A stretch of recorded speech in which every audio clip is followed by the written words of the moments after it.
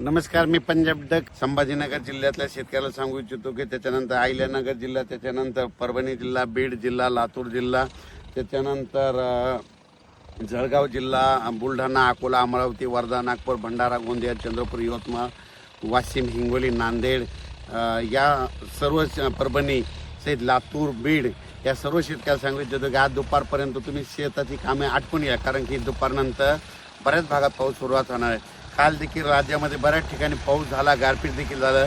जिथं पाऊस नाही पडला तिथं वारं देखील सुटणार आहे, म्हणून हा अंदाज लक्षात यायचा. म्हणजे सांगायचं झालं तर राज्यामध्ये आणखी 3 दिवस वातावरण खराब होणार आहे. त्याच्यामध्ये विदर्भ मराठवाड्यामधल्या सर्व शेतकऱ्यांनी हा अंदाज लक्षात घ्यायचा आणि आपण आपल्या पिकाची काळजी घ्यायची.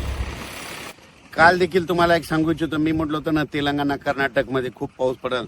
तर कर्नाटकमध्ये इतकी गारपीट झाली, म्हणजे जणू काय हिमालयच तिथं अवतरला, बर्फ इतका पडल्यासारखा पडला. म्हणजे कर्नाटक, अक्कलकोट, त्याच्यानंतर निलंगा, लातूर जिल्हा, कळंब तालुका, त्याच्यानंतर सोलापूर जिल्ह्यात, सोलापूर जिल्ह्यामध्ये अक्कोट, बऱ्याच ठिकाणी सांगलीकडे पडला, साताऱ्याकडे पडला, बऱ्याच ठिकाणी पाऊस पडला. पण आणखीन दुपारपर्यंत वेळ आहे. त्यांच्या मराठवाड्यातले शेतकऱ्याला सांगितलं तुम्ही काय करा, दुपारपर्यंत तुम्ही तुमचे आलेले गहू असेल, हरभरा असेल, शेताचा फक्त काढून झाकून घ्या, कारण की राज्यात आज पावसाचं वातावरण आहे.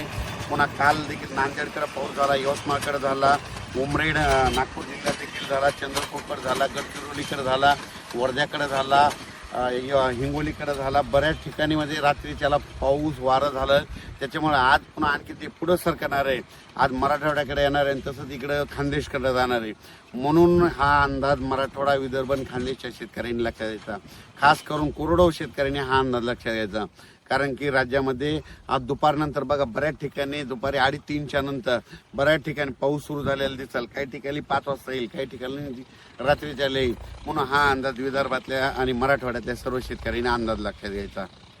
जळगाव जिल्हा, धुळे जिल्हा, त्याच्यानंतर बुलढाणा जिल्हा घाटाच्या खाली, त्याच्यानंतर संभाजीनगर, फुलंब्री, कन्नड, भोकरदन, गंगापूर, वैजापूर, शिर्डी, राहता, अहिल्यानगर, पैठण, त्या आष्टी, पोरतूर, जालना जिल्हा, त्या सर्व शेतकऱ्याला सांगू इच्छितो की आज दुपारपर्यंत तुम्ही तुमचे कामं आटपून घ्या, कारण की आता आज 18, 19, 20 आणि 21 4 दिवस वातावरण खराब राहणार आहे. विदर्भ मराठवाड्यात खराब राहणार आहे.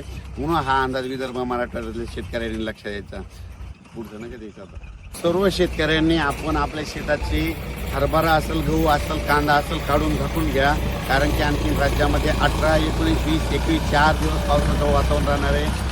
खास करून विदर्भ मराठवाड्यात राहणार आहे. म्हणून जे कोरडवाहू शेतकऱ्यांनी हा अंदाज घ्यायचा आणि आपण आपल्या पिकाची काळजी घ्यायची.